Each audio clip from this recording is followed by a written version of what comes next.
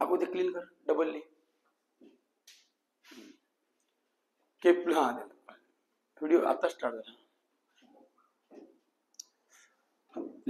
नमस्कार. Kepler's law, first law.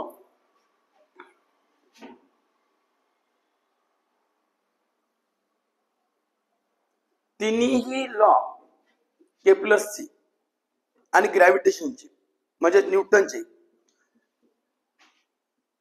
तिन्ही law खूप महत्वाचे आहेत. न्यूटननी काय म्हणलं?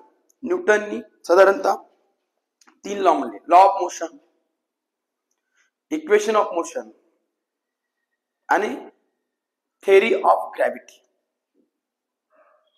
हे 3 लॉ म्हणले न्यूटननं. मग न्यूटननं आणखीन काय काम केलं? न्यूटननं आणखीन काय काम केलं तर न्यूटननं हीट मध्ये पण वर्क केलं. न्यूटननी साऊंड मध्ये वर्क केलं. न्यूटननी मॅथमॅटिक्स मध्ये वर्क केलं. मॅथमॅटिक्सच्या कुठल्या ब्रांच मध्ये केलं? त्यांनी एक ब्रांच क्रिएट केली, त्याचं नाव काय? Calculus branch. कोणती आहे? Calculus branch. त्याच्यामध्ये पण वर्क केलं. तर त्यामध्ये न्यूटनचं एक बुक पण आहे, त्याचं नाव प्रिन्सिपिया. आणि त्याच्या अगोदर केपलर्सनं काम केलं. केपलर्सच्या नंतर न्यूटननं वर्क केलं. आणि त्यामध्ये हे 3 पॉइंट आहेत, 3 rules. Kepler first law, Kepler second law, Kepler third law. यामध्ये जेव्हा न्यूटनने ग्रॅव्हिटेशन मांडलं तर त्याने जी ची व्हॅल्यू सांगितली. कॉन्स्टंट व्हॅल्युएशन आहे जी ची.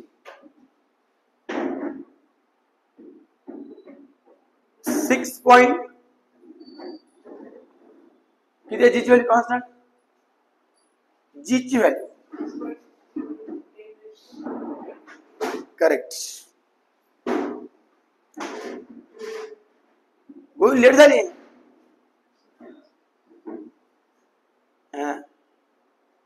आज तुम्हाला जागायला नाही. रितेश एक फोन होता मला. गुड. अराउंड येऊ दे कडचे आराम के.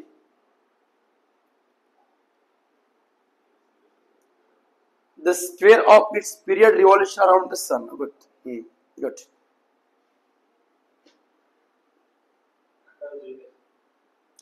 नाही 10th आहे. केपलर्सला फिजिक्सचा 10th आहे. तुम्ही आले नाही तर आपल्याला हिला ट्राय याचा एक व्हिडिओ करायचा.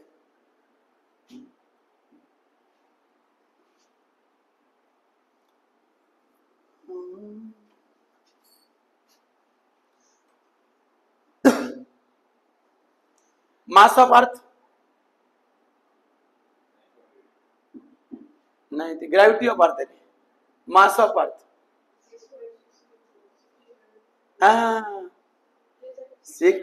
6 into 10 power of 24. Very good. तिथे मास, अर्थचं मास लिही. Mass of earth. तिन्ही लॉ पद्धतशीरित्या केपलर लॉ 10वीला आहे. तर 10वीला फिजिक्सचा बेस आहे, जे की पुन्हा 11th-12th ला आहे. त्या केपलर लॉ वरती सुद्धा अख्खं 11th-12th फिजिक्स आहे. हे तिन्ही लॉ आकांक्षाने क्लिअर लिहिलंय. मास ऑफ अर्थ किती? गुड. आणि mass of moon, mass of moon, mass of moon लिहून टाक sir. Mass of moon. Very good. बरोबर आहे, शाबाश. केजी करायचं पुढे. केजी ते किलो मध्ये आहे. 6.10 24 केजी आहे. अनुष्का, हे मी घेताना तुम्हाला ते घेतलं नव्हतं, मूनचं घेतलं नव्हतं. मूनच्या नंतर मी घरी शिकवलं ते त्यावेळेस. तर केपलरला आपण पाहिले बघे, तुला पण पाठायचं, अनुजला पण पाठायचं. हे केपलर्स लॉ तुम्ही लेट येतो पण मी व्हिडिओ क्रिएट केला. ठीक आहे. Kepler's law first, second, third. Diagram तुम्हाला ऑलरेडी माहिती आहे. केपलर्स लॉ डायग्राम कशी आहे, बरोबर आहे. काय कशी डायग्राम आहे?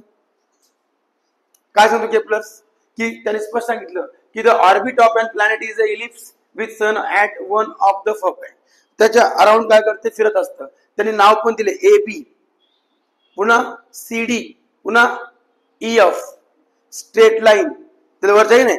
आणि त्यांनी सांगितलं की जेव्हा स्ट्रेट लाईन असतं ते इंटरवल टाइम तेवढाच टाइम देते, इक्वल टाइम. ओके. केपलरचं सेकंड लॉ त्याच्यात दिलं बघा. आता डायग्राम राहिली. The line joining of the planet with sun shifts equal areas in equal interval times of. Kepler third law काय सांगतो? The square of its period revolution around the sun is directly proportional to the cube of mean distance around the sun. हे formula त्याची दिला. T square proportional काय केलं? Direct proportional r power of 3. याला आपण simple language कसं करू शकतो? T square upon r power of 3. केपलरचे लॉ. आणि ग्रॅव्हिटेशनचं पण दिलं वाटतं. ग्रॅव्हिटी थेरी पण दिली. ओके. ते आपण तुम्ही लेट आल्यामुळे तोपर्यंत मी व्हिडिओ बनला. ओके. चलो थँक्यू. आकांक्षा छान बनवलेस. ऑफ कर ना बाई.